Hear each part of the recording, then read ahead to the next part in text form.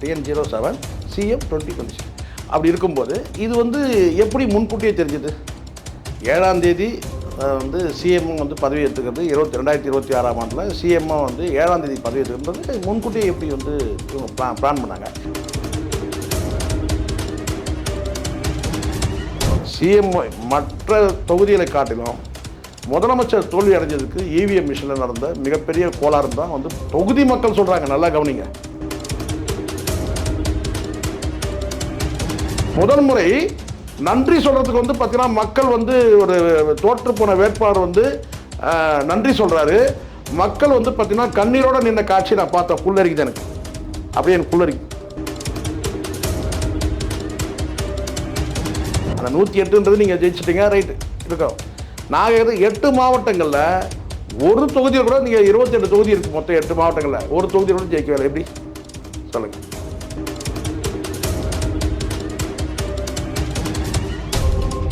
அதாவது நான் மிஷினில் ஒரு சேஞ்சஸ் பண்ணேன்னா என்னன்னு கேட்டால் ஒரு பட்டன் அழுத்துனா இது, அதாவது அந்த சாஃப்ட்வேர் தெரிஞ்சவங்களுக்கு இது டிஎம்கேக்கு விழுந்த ஓட்டெல்லாம் அப்படியே வந்து டிவிகே மாறணும், டிவிகேக்கு விழுந்த ஓட்டெல்லாம் அப்படியே டிஎம்கே மாறணும். அதான் நடந்திருக்கு. அதே எஸ்ஐஆர் இங்கே கூட போகிறது சார். ஆனால் எஸ்ஐஆரால் வெற்றி பெறலை டிவிகே, கிளியர் கட்டாக சொல்ல முடியும். ஒரு சீட்டு ஜெயிக்காது 29ல் டிவிகே. காரணம் என்ன சொல்லுங்க? அந்த அளவுக்கு ஒரு நல்லாட்சி நடக்கும். இது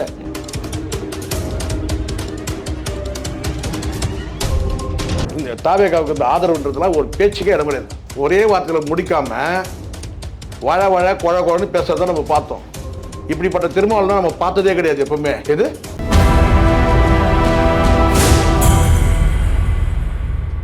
சார் வணக்கம். வணக்கம் சார். வணக்கம். கிட்டத்தட்ட விஜய் 108 தொகுதி வெற்றியோடு நாளைய பதவியேற்பு விழா நடக்கப் போகுது. முக்கியமாக இங்கே ஒரு விஷயம் நம்ம பார்க்குறோம். விஜயோட வெற்றி பல சலசலப்பை இங்கே ஏற்படுத்தியிருக்கு. குறிப்பாக இவிஎம் மிஷினில் ஒரு பெரிய விளையாட்டு பாஜக செய்திருக்கு. ஏற்கனவே கோட் படம் திரைக்கு வந்த உடனே விஜயோட சைன் அங்கே 7 TN தமிழ்நாடு 7 CM 2026 என்ற ஒரு சைனை விஜய் கொடுத்துருக்காரு. இது பாஜகவுடன் கைகோர்த்து தமிழ்நாட்டை கபலீகரம் செய்வதற்காக திட்டமிடல் அப்படின்ற ஒரு வார்த்தையோடு இந்த காணொலியை எப்படி பார்க்குறீங்க? நிச்சயமாக சார், இது வந்து ஒரு அதிர்ச்சியான விஷயந்தான். இது நீங்கள் அதை வந்து அப்படியே போஸ்ட் பண்ணுங்கள், இந்த காணொலியில் நீங்கள் அதை காட்டுங்க. கோட் படத்தில் அதே நீங்கள் சொன்ன மாதிரி வந்து பார்த்தீங்கன்னா TN07 அந்த 2026 CM 2026 TN07 CM 2026 அப்படி இருக்கும்போது இது வந்து எப்படி முன்கூட்டியே தெரிஞ்சுது? 7ஆம் தேதி வந்து சிஎம் வந்து பதவி ஏற்றுக்கிறது 2026ஆம் ஆண்டில் சிஎம்மாக வந்து 7ஆம் தேதி பதவி ஏற்றுக்கிறது முன்கூட்டியே எப்படி வந்து இவங்க பிளான் பண்ணாங்க? இல்லை இது தற்செயலாக நடந்ததுன்னு சொன்னீங்கன்னா, தற்செயலாக பல விஷயங்கள் நடந்திருக்காது. எப்படி எல்லாமே தற்செயல் நம்ம எடுத்துக்க முடியுமா? நீங்கள் வந்து களத்தில் வந்து இந்த தேர்தல் நாள் அடுத்த நாள் வந்து நீங்கள் பார்த்தீங்கன்னா 2 நாள் கழித்து திட்டமிட்டு ஒரு வதந்தி பரப்பப்படுது. வதந்தினா என்ன? நான் டிவி கேட்க தான் வாக்களித்தேன், டிவி கேட்க தான் வாக்களிச்சேன்ற அந்த வதந்தி பரப்பப்படுது. அதுக்கு பிறகு வந்து எக்ஸிட் போலிங்கில் எல்லாம் நெகட்டிவாக வந்த பிறகு பார்த்தீங்கன்னா அது இல்லை அது எக்ஸிட் போலிங்கே தவறுன்னு சொல்லிட்டு ஒரு குறிப்பிட்ட ஒரு ஊடகம் வந்து பார்த்தீங்கன்னா இவங்க வந்து குறிப்பிட்ட ஒரு இத்தனை சீட் அடிப்பாங்கன்னு சொல்கிறாங்க. அதே கரெக்டாக அத்தனை சீட்டு வந்து இவங்க ரீச் பண்ணுறாங்க இல்லையா இடைப்பட்டதில்.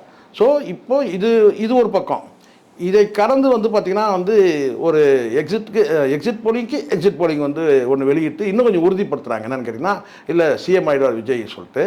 அதுக்கப்புறம் வந்து பார்த்தீங்கன்னா எப்போவுமே எங்கேயுமே நடக்காத ஒரு விஷயம் என்னென்னு கேட்டிங்கன்னா வந்து வாக்கு எண்ணிக்கை முடிக்கவே இல்லை. ஆனால் அதுக்குள்ளே வந்து பார்த்திங்கன்னா வந்து அமைச்சர்கள் பட்டியல் ரெடி ஆகுது. இது சரி, இதெல்லாம் கூட போட்டோம்.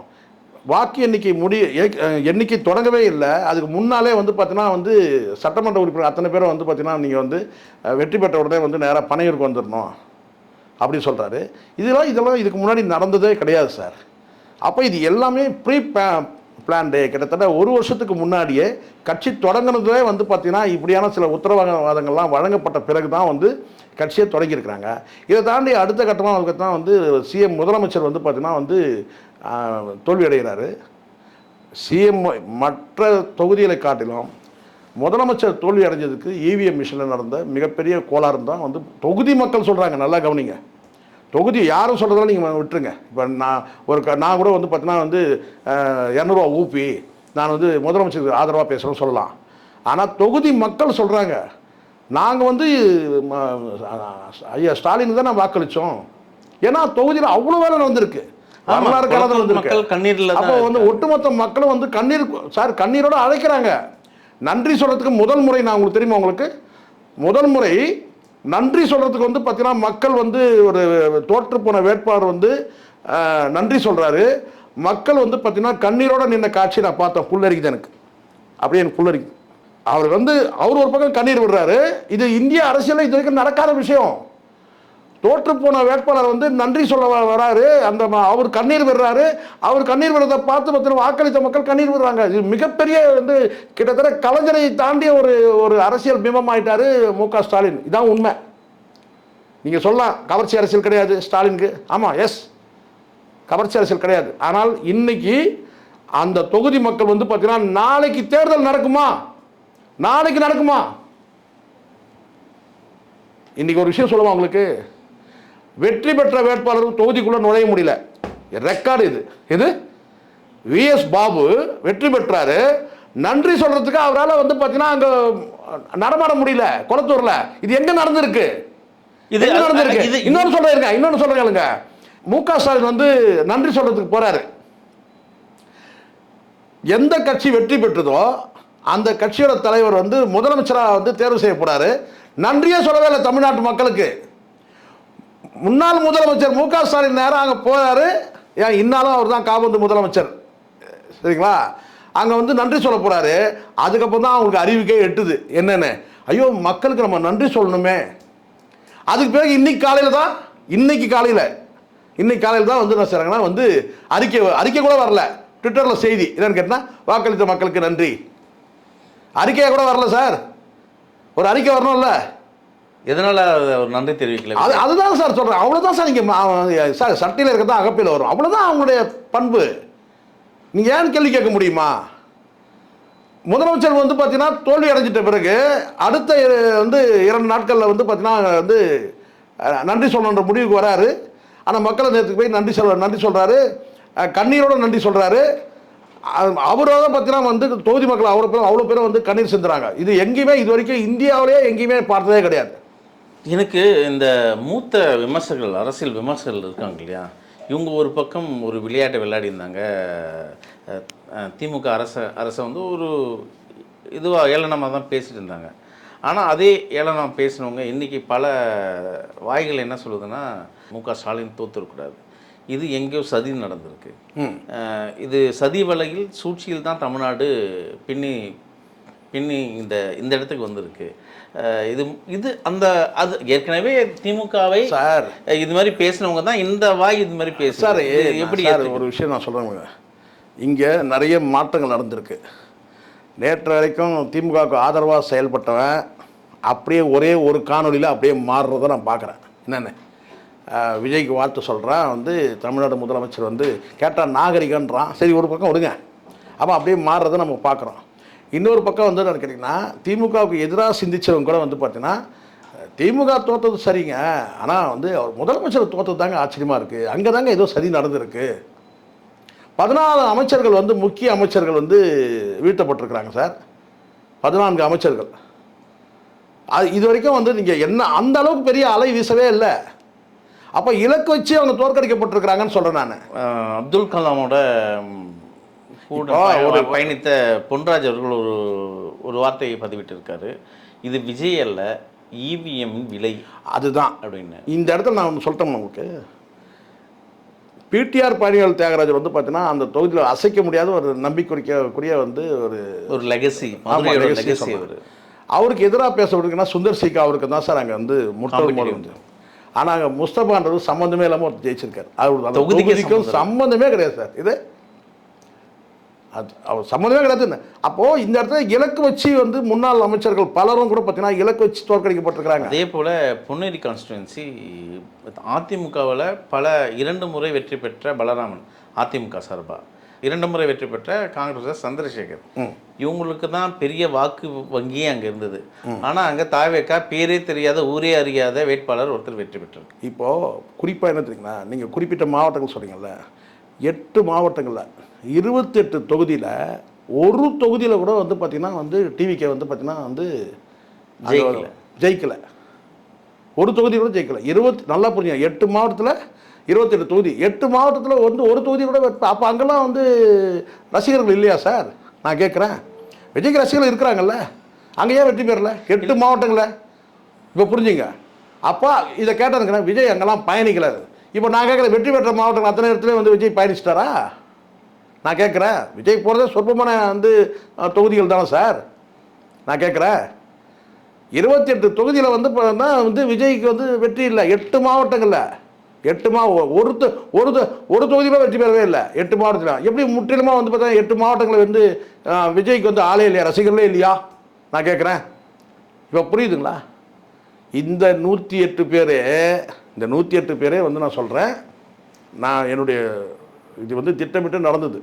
நேற்று கூட ஒருத்தர் சொன்னார், அது எப்படி சார் 108 கரெக்டாக? உங்களுக்கு தெரியும் 108னா என்னன்றது உங்களுக்கு தெரியும். இந்த 108ன்றதுக்கு ஒரு தனி சிறப்பு இருக்குது தெரியல. 108 தேங்காய் உடச்சுன்னு சொல்லுவாங்கல்ல, இந்த 108ன்னு சொல்லுவாங்க. அது 108 தேங்காய்ன்றீங்க. அதே சமயத்தில் நேரம் வந்து பார்த்தீங்கன்னா வந்து திருச்செந்தூர் போகிறாரு. இப்படி கூட சில பேர் கனெக்ட் பண்ணி பேசுகிறாங்க. அது அறிவுபூர்வமாக அல்லாதான்றதுலாம் ஒரு பக்கம் இருக்கட்டும். அந்த 108ன்றது நீங்கள் ஜெயிச்சிட்டிங்க, ரைட்டு இருக்கோம். நாங்கள் 8 மாவட்டங்களில் ஒரு தொகுதியில் கூட நீங்கள் 28 தொகுதி இருக்குது மொத்தம் 8 மாவட்டங்களில் ஒரு தொகுதியில் கூட ஜெயிக்க வேலை எப்படி சொல்லுங்கள்? இப்போ இது தெரியுது என்ன கேட்டால், இவிஎம் மிஷினில் கரெக்டாக ஸ்கெட்சு போட்டு கரெக்டாக அந்த நாள் வேலை நடந்திருக்கு. விஜய் வந்து காலி பண்ணியிருக்காங்க. ஆமாம், உண்மைதான். இலக்கு வச்சு திமுக வந்து வீழ்த்தப்பட்டிருக்கு சார். இதில் வந்து பார்த்தீங்கன்னா கூடுதலாக வந்து பார்த்தீங்கன்னா வந்து நாம் தமிழர் சீமானையும் வீழ்த்திருக்கிறாங்க. காரணம் ஏன்னா சீமான் வந்து எதிர்ப்பு அரசியல் பண்ணுறாரு. அது திமுக மட்டுமே கிடையாது, இதே டிவிகேவுக்கும் எதிர்ப்பு அரசியல் பண்ணுறாரு. அப்போ இந்த இடத்துல வந்து பார்த்தீங்கன்னா எதிர்காலத்தில் நமக்கு நல்லது கிடையாது. அப்போ அவரையும் காலி பண்ணுங்க, சீமானையும் காலி பண்ணுங்க. அதுதான் மற்ற தொகுதிக்கு பிரச்சாரத்துக்கு போல் அங்கே மட்டும் போனது நீங்கள் பார்த்தீங்க, காரைக்குடிக்கு மட்டும். ஸோ அதனால் இது வந்து என்னென்னா மக்கள் ஆதரவு பெற்ற ஆட்சியே கிடையாது. இவிஎம் ஆதரவோடு நடந்த இல்லை. நீங்கள் கொளத்தூர் மக்கள் மட்டும் இன்னைக்கு துக்கத்தில் துயரத்தில் இல்லை, ஒட்டுமொத்த தமிழகமே அமைதியாக இருக்குது, அமைதி சூழலில் இருக்குது. எல்லா தமிழ்நாட்டு மக்களும் முகம் தோய்ந்த நிலையில தான் இல்லை, ஒரு நிசப்தம் இருக்குது சார். டோட்டலாக சார் ஒரு ஆட்சி அமைஞ்சா அவங்களுக்கு தெரியும் நினைக்கிறேன். கடந்த காலத்தில் வந்து ஜெயலலிதா வந்து ஆட்சி அமைக்கும் போதும் சரி, வந்து கலைஞர் ஆட்சி அமைக்கும் போது பார்த்தீங்கன்னா மாறி வாக்களிக்கும் போது ஒரு மக்கள்கிட்ட வந்து ஒரு பரபரப்பு இருக்கும். ஆட்சி மாற்றம் வருதுன்னு கேட்டால் மக்கள் அதை பற்றி பேசுவாங்க, விவாதம் நடத்துவாங்க, ஊடகங்கள் அதை பற்றி வந்து செய்தியாக வெளியிடும். பல இடங்களில் வந்து பார்த்திங்கன்னா நின்று வந்து செய்தி கேட்பாங்க. வந்து பார்த்திங்கன்னா செய்தித்தாள்கள்லாம் ஆர்ப்பரிக்க வந்து விற்பனை ஆகும். இப்படி பல விஷயங்கள் நம்ம பார்க்க முடியும். சரிங்களா? அந்த தொண்டர்கள் வந்து பார்த்திங்கன்னா அங்கங்கே வந்து பார்த்திங்கன்னா வந்து வாகனத்தில் பிஸியாக போயிட்டு வந்துட்டு இருப்பாங்க. இங்கே ஏதாவது நடக்குதா? இந்த டிவிக்கு வெற்றி பெற்றது அது மாதிரி ஏதாவது நடக்குதா? திமுக மாறி ஆட்சியம்னா வந்து அதிமுக கொடிகளோடு பல இடங்களுக்கு போவாங்க வருவாங்க, ஒரே பரபரப்பாக இருக்கும். இங்கே இல்லை, எதுவுமே இல்லை. இங்கேயும் இருக்குது. ஆனால் எப்படி இருக்குன்னா, சில காட்சிகள் நாங்கள் பார்த்த காட்சிகள், காங்கிரஸ் அலுவலகம் மீது தாவேகா கொடி போய் ஏற்றுறது, அதுதான் சார். கோவில் கோபுரம் மீது தாவேகா கொடி போய் ஏற்றுறது சார். அத்தனை காணொலி தான் இல்லை சார். இதெல்லாம் வந்து பார்த்தீங்கன்னா நீங்கள் சொல்லக்கூடியதெல்லாம் இந்த கட்சியில் இருக்கிற வந்து தற்கொலைகள், வேறு வழியில் சொல்லி தான் ஆகணும். தற்கொலைகள் செய்யக்கூடிய வேலை இது, விசிலடிச்சாங்க குஞ்சுகள் செய்யக்கூடிய வேலை. இப்போ எப்படி வந்து ஊப்பின்னு சொல்கிறாங்களோ திமுகவில், இங்கே விசிலடிச்சாங்க குஞ்சுகள் செய்யக்கூடிய வேலை. ஆனால் எந்த திமுகவாக இருக்கட்டும் அதிமுக இருக்கட்டும் கடந்த காலத்துக்கு எந்த கட்சியுமே இது போன்ற அநாகரிகமான வேலைகளை செய்யவே மாட்டாங்கன்னு வச்சுங்களேன். இப்போ இவங்க செய்கிறோன்னா இதெல்லாம் வந்து தொண்டர்கள்ன்ற பேரில் இருக்கக்கூடிய விசிலடிச்சாங்க குஞ்சுகள் செய்கிறது. நான் சொல்கிறது சாதாரண மக்கள்கிட்ட வந்து எந்த விதமான ஒரு ஆர்ப்பரிப்போ அதெல்லாம் இல்லை. கடைய தொண்டர் இல்லை, எதுவுமே இல்லை. நிசப்தமாக இருக்காங்க. இன்னும் சொல்லப்போனால் வந்து மக்கள் வந்து ஒரு அதிர்ச்சியோட, ஒரு ஆச்சரியத்தோட, அதிர்ச்சி கலந்த ஆச்சரியம்னு சொல்லுவாங்க இல்லையா, அதிர்ச்சி கலந்த ஆச்சரியத்தோடு தான் மக்கள் வந்து என்ன நடக்குது நம்மளை சுற்றி இன்னும் ஆச்சரியமாக அப்போ வந்து பார்க்குறாங்க. அதாவது நீங்கள் ஒரு சந்தோஷமாக பார்க்கணும் இல்லையா, நம்ம எதிர்பார்த்த தலைவர் வந்துட்டாரியா அப்படின்றது வந்து பார்த்திங்கன்னா எங்கேயுமே இல்லை. வாக்களித்த நபர்கள் யார் வாக்களித்தாங்க? ஏன்னா 100ல் ஒரு 30% பேர் வாக்களிக்கிறான்னா அது வந்து அவனுடைய மகிழ்ச்சி கூட வெளியே தெரியாமல் போயிடும் சார். அவன் மகிழ்ச்சி வெளியே தெரியாமல் போயிடும். இதை 100ல் ஒரு 80 பேர் வாக்களிச்சான்னு வச்சுக்கிறேன், அப்போ வந்து ஒரு பெரிய மகிழ்ச்சி வெளியே ஆர்ப்பரிப்பு தெரியும். இங்கே 60% கிட்டத்தட்ட 70% வந்து பார்த்தீங்கன்னா வாக்குகள் மாற்றப்பட்டு மாற்றப்பட்டிருக்கு. அதான் மாற்றம் மாற்றம் மாற்றம்னா என்ன மாற்றம்னா இவிஎம்ல நடந்த மாற்றம். ஏய், மாற்றம் மாற்றம்ங்கிறா என்ன மாற்றம்? இவிஎம்ல நடந்த மாற்றம்டா இது. திமுக வாக்கெல்லாம் அப்படியே தூக்கி அப்படியே மாத்துங்க. இது ஒரு மிஷின் ரொம்ப சிம்பிள் சார். எப்படி டிவிக்கு வெற்றி பெறனா தெரியுமா? இவிஎம் மிஷினில் ஒரே சேஞ்சஸ் தான். என்னது கேட்டீங்கன்னா,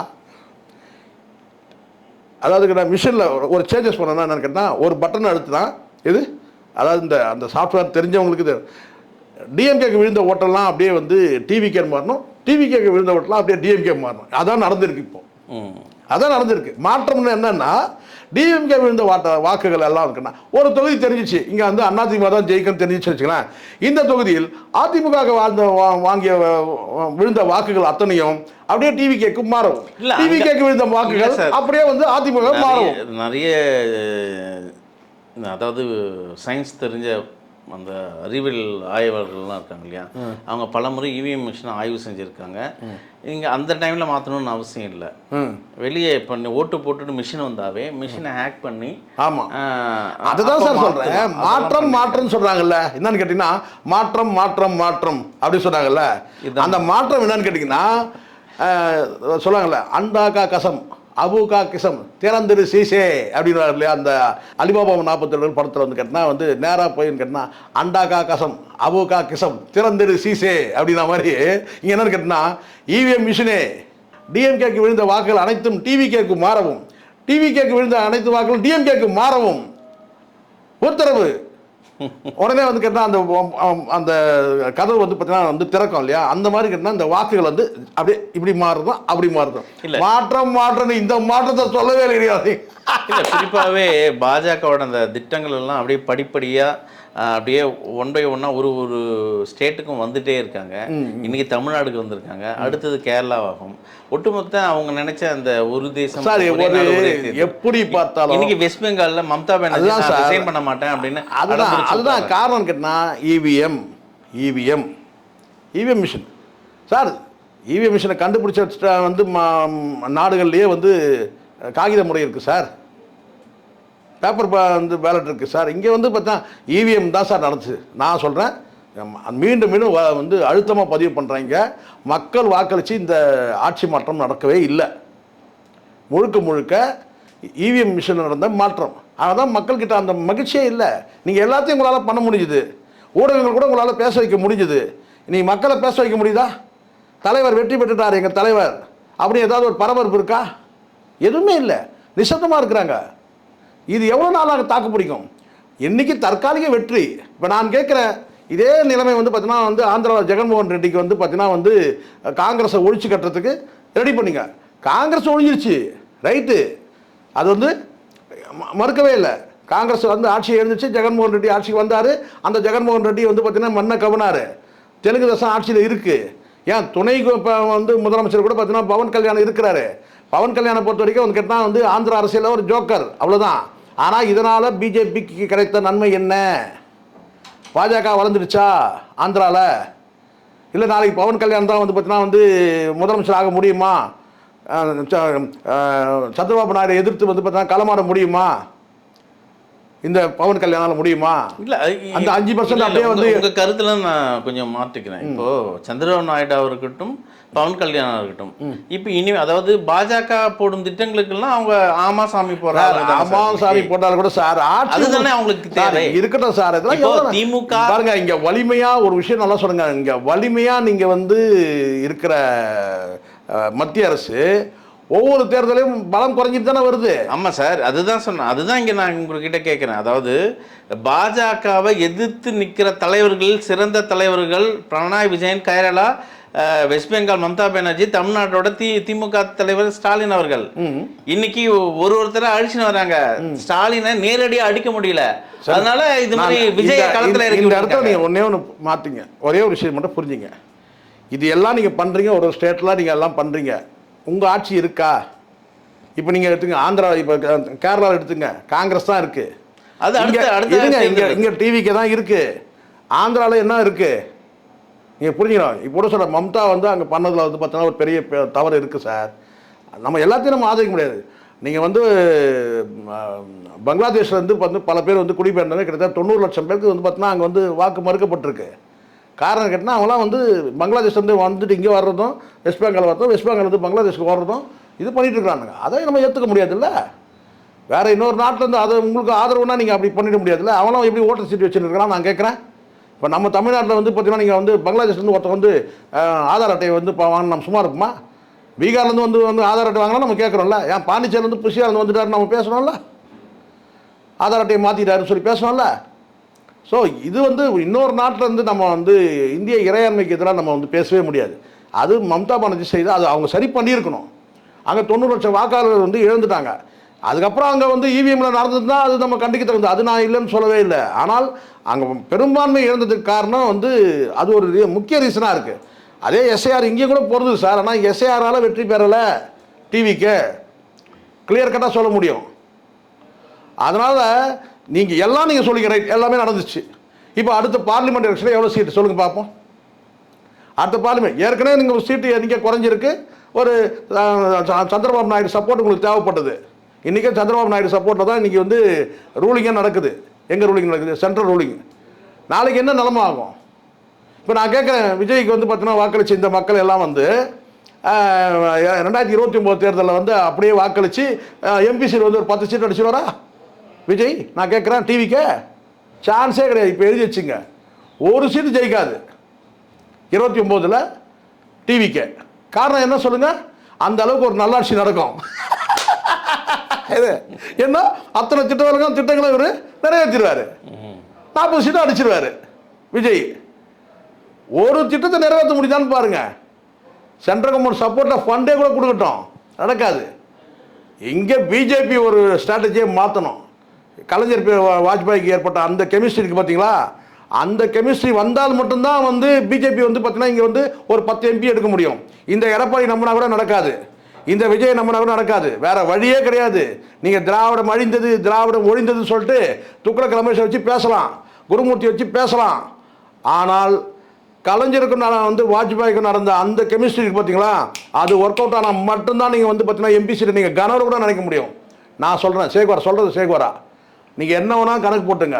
ஏன் இப்போ கூட நான் சொல்கிறேன், நீங்கள் திராவிடத்தை உண்மையிலேயே ஒழிக்கணும் அழிக்கணும் நீங்கள் நினச்சிருந்தீங்கன்னா திமுகவை எடப்பாடியை லாக் பண்ணிடக்கூடாது. கூட்டணிக்கு போயிட்டு அண்ணாமலையை ஆட விட்டுருக்கணும்.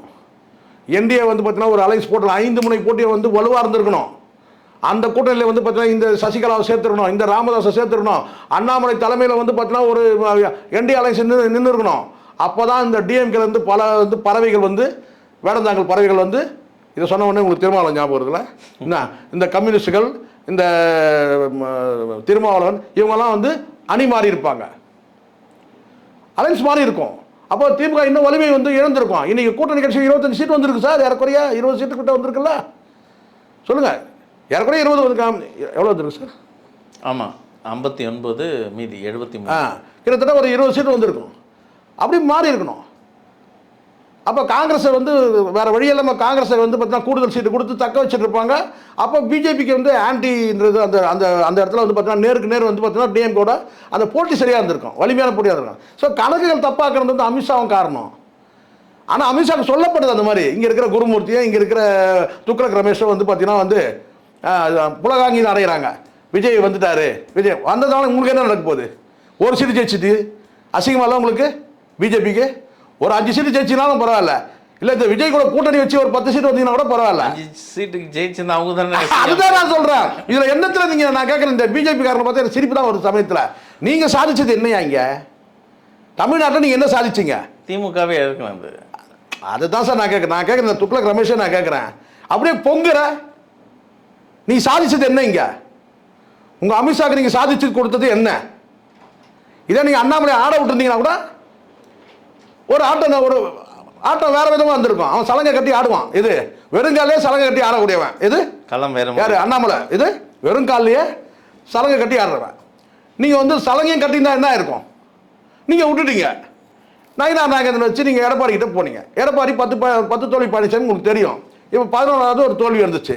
ஆனால் அது எடப்பாடியாவது அந்த பேராவது மாறி இருக்கும். நீங்கள் போனதெல்லாம் இன்னும் அழிஞ்சு தான் போனார் எடப்பாடி பழனிசாமி. உண்மை தானே? ஆனால் ஜெயக்குமார் வந்து அவ்வளோதான், அரசியல் துறவரமே போயிடுவார். இனிமேல் 3வது இடத்துக்கு போயிட்டார். டெபாசிட் அதான் நான் சொல்கிறேன்.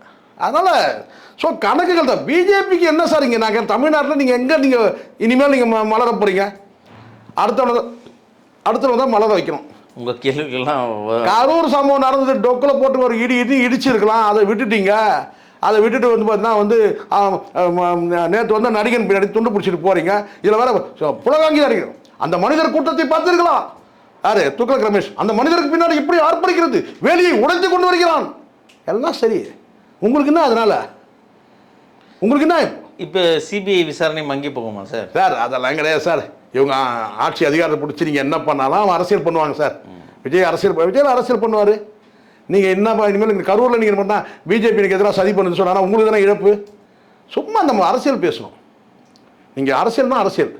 இப்போ நான் கேட்குறேன், கரூரில் நீங்கள் போட்டு அவர் என்ன அப்படி வறுத்து எடுத்துருக்கீங்களா? நான் கேட்குறேன், என்ன பண்ணிடுவீங்க? உடனே அடுத்த நாள் விஜய் ஒரு அறிக்கை விடுவார். என்னென்ன இந்த பிஜேபிக்காரன் வந்து என்னை வந்து நிம்மதியாக ஆள விட மாட்டேங்கிறான், பார்க்குறீங்களா அது என்ன ஆகுதுன்ட்டு. எம்பி எலெக்ஷன் இன்னும் காலி ஆயிருவீங்க. நீங்கள் ஒரு தொகுதி வராது இனி.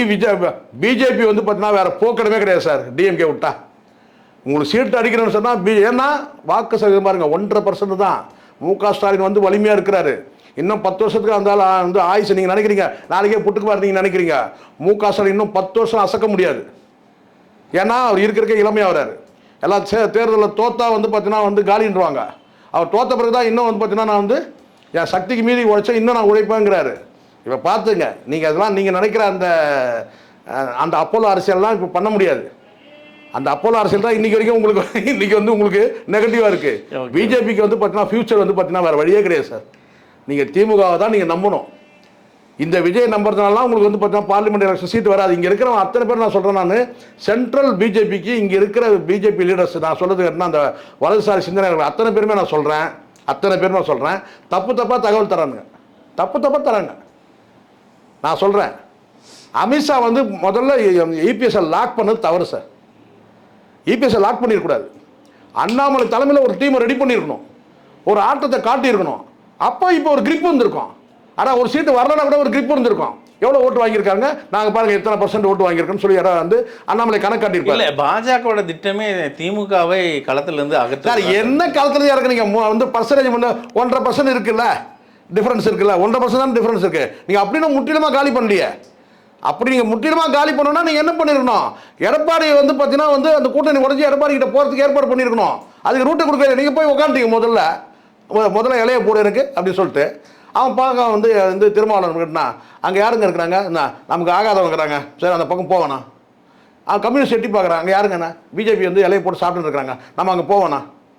அப்போ இங்கே நமக்கு வந்து சோறு கம்மியாக தாங்க போடுறாங்க, எல்லாம் வந்து களியும் வந்து கூழ் தான் ஊற்றுறாங்க, பரவாயில்ல அதை குடிச்சு இங்கே இருப்போம். எங்க அந்த உண்மையா இல்லையா? சரி, இப்போ என்னோட கேள்வி என்ன, இடதுசாரியும் திருமாவளவன் அவர்களும் பிரியாணி சாப்பிட போவாங்களா? சார் நான் ஒரே விஷயம் சொல்கிறேன், ஒரே ஒரு கேள்விக்கு நறுக்குன்னு பதில் சொல்லணும். நாங்கள் திமுக கூட்டணியில் இருந்து வெற்றி பெற்றோம், மதசார்பற்ற கூட்டணியில் நாங்கள் வெற்றி பெற்றோம். நாங்கள் அந்த கூட்டணியில் வலிமையாக நாங்கள் இருக்கிறோம், வெளியேற மாட்டோம். இந்த தாவேகாவுக்கு இந்த ஆதரவுன்றதுலாம் ஒரு பேச்சுக்கே இடம் கிடையாது. ஒரே வார்த்தையில் முடிக்காமல் வழ குழன்னு பேசுறத நம்ம பார்த்தோம். இப்படிப்பட்ட திருமாவளவன் நம்ம பார்த்ததே கிடையாது எப்பவுமே. இது அண்ணன் முதல்ல போயிட்டு நல்ல ஒரு ஹாஸ்பிட்டலில் போய் நல்ல ஒரு ட்ரீட்மெண்ட் வந்து ஃபஸ்ட்டு பார்க்கணும். முதல்ல திரும்ப இப்போ உடனே செய்ய கேட்டால் நல்ல ஒரு ட்ரீட்மெண்ட் எடுக்கணும் போயிட்டு. இல்லை சார், எதுக்கு பாருங்க, ஒரே மதசார்பற்ற கூட்டணி டிவிக்கு வந்து பார்த்தீங்கன்னா வந்து மதசார்பற்ற கூட்டணி நாங்கள் எடுத்துக்க முடியாது. அது வந்து ஆர்எஸ்எஸ் பெற்றெடுத்த பிள்ளை இது ஏன்னா நான் சொல்லியிருக்கிறேன். அதில் எங்களுக்கு மாற்று கருத்து கிடையாது. அந்த நிலைப்பாட்டில் நில்லுங்க. ஸோ அதனால் வந்து விஜயும் சீமானும் ஆர்எஸ்எஸ் பெற்றெடுத்த பிள்ளைகள்னு சொன்னீங்க, குழந்தைகள் சொன்னீங்க. இப்போ நீங்கள் ஏன் அப்படி தடுமாறுறீங்க? இது தடுமாறக்கூடாதுல்ல. ஆர்எஸ்எஸ் தத்து எடுக்க போகுது. ஆமாம், இதெல்லாம் அதுதான் சொல்கிறேன் நான். நீங்கள் இன்னும் ஆர்எஸ்எஸ் தத்துக்குள்ள மாதிரி பேசிட்டு இருக்கீங்க. இப்போ தப்பு, கரெக்டாக பேசினா கரெக்டாக இருக்கணும். இப்போ திமுக வந்து பார்த்தீங்கன்னா வந்து வலிமையாக நிற்கிறாங்க. இப்போ திமுக கிட்ட கேட்குறாங்க சார் ஒரு வார்த்தை, நீங்கள் வந்து விஜய்க்கு ஆதரவு அளிப்பீங்க அப்படின்னா என்ன சொல்கிறாரு மு.க. ஸ்டாலின்? சொல்கிறாங்க மதசார்பற்ற கூட்டணி நாங்கள் இருக்கிறோம். ரெண்டாவது வந்து கேட்டால் இந்த விஜயை எதிர்த்து நாங்கள் அரசியல் களம் கண்டோம். எல்லாத்தையும் தெளிவாக சொல்லிட்டு கேட்டால் ஆதரவு இல்லைன்னு முடிச்சிடுவார். ஆதரவு இல்லைன்னு முடிச்சிடுவார். அட ஜேஜா பிரியும் போது கலைஞர்கிட்ட போய் கேட்குறாங்க சார், ஜானகி போய் கேட்குறாங்க சார், எங்களுக்கு சப்போர்ட் பண்ணணும்னு கேட்குறாங்க சார். இது அறுதி பெருமான் நிரூபிக்கிறதுக்கு கவர்னர் சொல்கிறாருங்க, அறுதி பெருமான் நிரூபிங்கன்னு சொல்கிற போது அப்போ போய் வந்து ஆரம் வீரப்பன் வந்து அத்தனை அமைச்சரும் போய் வந்து தலைவரேன்னு சொல்கிறாங்க. அதுதான் அங்கே வேடிக்கை. இது எம்ஜிஆர் கட்சியில் இருக்க அதிமுக இருக்கும் போய் தலைவரே எங்களுக்கு வந்து ஆதரவு அளிக்கணும் ஆட்சியாக சொன்னதை. அப்போ கலைஞர் சொல்கிற ஒரே வார்த்தை என்னன்னு கேட்டிங்கன்னா, அப்போயே மறுத்துட்டு அது வாய்ப்பில்லை சொல்லிட்டு என் இதயத்தில் உங்களுக்கு இடம் இருக்குன்னு சொல்கிறார். இது என் இதயத்தில் உங்களுக்கு இடம் இருக்குன்னு சொல்லி அனுப்பிடுறாரு. அதுதான் நீங்கள் இப்போ சொல்லணும், தம்பி விஜய்க்கு எங்களுடைய இதயத்தில் இடம் இருக்குது, ஆனால் வந்து நாங்கள் வந்து ஆதரவளிக்க மாட்டோம்னு சொன்னோம். கம்யூனிஸ்ட் ஒருத்தர் சொல்கிறாரு வந்து பார்த்தீங்கன்னா இவங்க ஏன் இப்படி இருக்கிறான்னு பாருங்க கம்யூனிஸ்ட்டுங்க. அதுதான் கேட்டால் இன்னும் எங்களுக்கு அழைப்பு வரல அங்கேருந்து. யோ அழைப்பு தான் போயிடுயா சொல்கிறேன். கம்யூனிஸ்ட் எப்படி இருக்காங்க பார்த்தீங்களா, கம்யூனிஸ்ட் ஏன் வழங்காமல் இருக்கான்ட்டு ஒரு உறுதியாக நில்லுங்க. அதுதான் காரணமாக சார் அன்றைக்கே சொல்லிட்டு போனார், இந்தியாவில் புரட்சிலாம் வெடிக்காதியா, ஏன்னா ஆட்டையும் மாட்டையும் தெய்வமாக கும்பிடுவான், அன்றைக்கி சாயந்தரமே அது மசாலா தடவி சாப்பிடுவான், அங்கே புரட்சிலாம் வெடிக்காது, ஒரு நிலைப்பாடு கிடையாது. அம்பேத்கர் அவர்களும் சொல்லியிருக்காரு டெமோக்ரஸியை பற்றி. சார் திருமாவளவன்லாம் இவ்வளோ தடுமாற்றமே இருக்கக்கூடாது. அசிங்கமான அரசியல் பண்ணுறாரு திருமா, பழிச்சுன்னு சொல்லுங்க. இப்போ என்ன உங்களுக்கு நெருக்கடி, ஒரு 2 எம்எல்ஏ இருக்கிறாங்க, அந்த 2 எம்எல்ஏ வச்சு ஏதாவது வியாபாரம் பண்ணலாமான்னு பார்க்குறீங்க. அதானே, அதான் நான் நேரடியாக சொல்கிறேன். திருமாவளவன் அந்த 2 எம்எல்ஏ வச்சு வியாபாரம் பண்ணலாமான்னு பார்க்குறாரு. ஸ்ட்ரைட்டாக சொல்லுங்கள் சார், ஒரே வார்த்தை. அவன் ஆர்எஸ்எஸ் பெற்றது பிள்ளை நீங்கள் தானே சார் சொன்னீங்க, திருமாவளவன் நீங்கள் தானே சொன்னீங்க. ஆமாம் சொல்லுங்கள், ஆர்எஸ்எஸ் பெற்ற பிள்ளை அவன், நான் அந்த ஆட்சி அமைச்சர் ஆதரவு தரமாட்டோம். கூட்டணி அன்னைக்கு கூட்டும் போது சதி இருக்குது சூழ்ச்சி இருக்குன்னு சொன்னீங்க, கூட்டணி கூப்பிட்ட போது எல்லாம் தப்பான அரசியல் சார். யாரும் அறிவார்ந்த பிள்ளைகள் இருக்கிறாங்க. ஒரு கூட்டம் அப்படி தான் நினச்சிது பாட்டாளி மக்கள் கட்சியில். எல்லாம் முட்டாள்கள் வந்து வன்னிய இளைஞர்கள்லாம் எல்லாம் முட்டாள்கள் நினச்சாங்க. ஆனால் தங்களோட அறிவாளின்னு சொல்லி காமிச்சானுங்க பாருங்க. 17 சீட்டில் எத்தனை 5 சீட்டு ஜெயிக்க வச்சுருக்கிறாங்க. அப்போ மீதி என்னாச்சு இப்போ புரியுதுங்களா? ஸோ அதனால் வந்து எப்பயுமே நீங்கள் தலித் இளைஞர்கள் கூட நீங்கள் வந்து ஏதோ அறிவற்ற கூட்டம் நீங்கள் நினச்சிடாதீங்க. மாறி வாக்களிப்பாங்க. நாளைக்கு இருக்கிற அந்த இருப்பு நீங்கள் வந்து வெற்றி தோல்வி சகஜம். நீங்கள் 8 சீட்டு வாங்கினீங்க, 2 சீட்டு தான் அந்த 2 உங்கள் மேலே உள்ள நம்பிக்கையில் போட்டிருக்கிறாங்க. நீங்கள் சொன்ன வார்த்தைக்காக போட்டிருக்காங்க. ஆர்எஸ்எஸ் பெற்றுள்ள பிள்ளைன்னு சொன்னீங்க, 2 பேரும் சொன்னீங்க, நீங்கள் குற்றம் சாட்டினீங்க. சீமானையும் சொன்னீங்க, விஜய் சொன்னீங்க. அதை நம்பி கூட வாக்களிச்சிருக்கலாம். ஓ அண்ணன் வந்து ஆர்எஸ்எஸ் பெக்காத புள்ள அப்படின்னு. இப்போ நீங்கள் என்ன செய்றீங்க? அதே ஆர்எஸ்எஸ் தான் பின்னாடி இருக்கு இன்னைக்கு விஜய்க்கு பின்னாடி. அதுதான் இன்னொன்று பார்க்கணும். நம்ம விடுதலை சிறுத்தைகள் இருக்கிற சிறுத்தைகள் பாதி 40% ஏற்கனவே இந்த விஜய் பக்கம் போயிட்டாங்க. நீ இவர் மீண்டும் விஜய் கூட கூட்டணி இருந்தால் இருக்கிற மொத்த சிறுத்தையும் போயிடும். மொத்தமே இப்போ விஜய் வந்து பார்த்தீங்கன்னா ஒரு ஆக்டோபஸ் மாதிரி சார். இவங்களெல்லாம் உறிஞ்சி மொத்தமாக காலி பண்ணணும். ஒரு எதிர்ப்பு அரசியல் பண்ணி நிற்கணும் சார். வீழ்ச்சி அடையும் போது ஸ்ட்ராங்காக நிற்கணும். ஸோ திருமாவன் பண்ணக்கூடிய அரசியல் சரி கிடையாது. ஒரு ஏன் அந்த மழுப்பல் வழுவல் நழுவல் எதுக்கு கேட்டால் இப்போ தான் நாங்கள் அப்படியே நான் மக்கள் நல கூட்டணி நடத்துறீங்க கேட்டால் கம்யூனிஸ்ட்களோட சார்ந்து தான் நாங்கள் முடிவு எடுப்பேன். சுயமாக முடிவு எடுக்க மாட்டீங்களா நீங்கள்? இப்போ நான் மக்கள் நல கூட்டணியாக நடத்துறீங்க. கம்யூனிஸ்ட்களை சேர்ந்ததுனா 4+ வரும். அதுதான் அப்போ தான் கூட்டம் கொஞ்சம் 4 போனால் கொஞ்சம் ஜாஸ்தி இருக்கும், ரேட்டு கொஞ்சம் நல்லா படியன்றீங்களா நினைக்கிறீங்களா? தொடர்ந்து பேசுவோம் சார். உங்கள் நேரத்தை முக்கியம். நன்றி சார்.